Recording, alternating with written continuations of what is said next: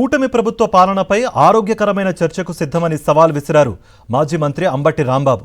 తనను చర్చకు రావాలని టీడీపీ నేతలు పిలవడం వెనుక రచ్చ ఉద్దేశం తప్ప మరొకటి లేదని ఆయన అన్నారు. తన ఇంట్లో తాను, మీ ఇంట్లో మీరు ఉండి న్యూట్రల్గా ఉండే న్యూస్ ఛానల్లో లైవ్లో చర్చకు సిద్ధమా అని అంబటి రాంబాబు ఛాలెంజ్ విసిరారు.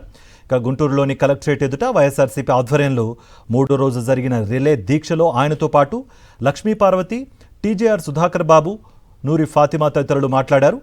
తండ్రి కొడుకులు చంద్రబాబు, లోకేష్ ఇప్పటికైనా బుద్ధి తెచ్చుకుని డిఎస్సి నియామకాల్లో అన్యాయమైన బాధిత అభ్యర్థులకు న్యాయం చేయాలని వారు డిమాండ్ చేశారు.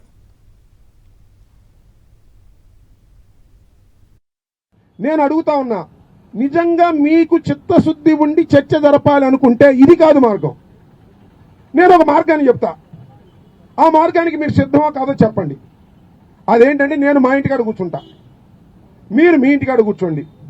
మీకు ఇష్టం వచ్చిన ఛానల్, ఈ రాష్ట్రంలో మీకు ఇష్టం వచ్చిన ఛానల్ అంటే ఏబిఎన్, టీవీ5 కాదు, పచ్చయి కాదు, న్యూట్రల్గా ఉండే ఛానల్ని పిలవండి. వాళ్ళు కెమెరా ఇక్కడ పెట్టుకుంటారు, మీ ఇంటికాడ మీ కెమెరా పెట్టుకోండి.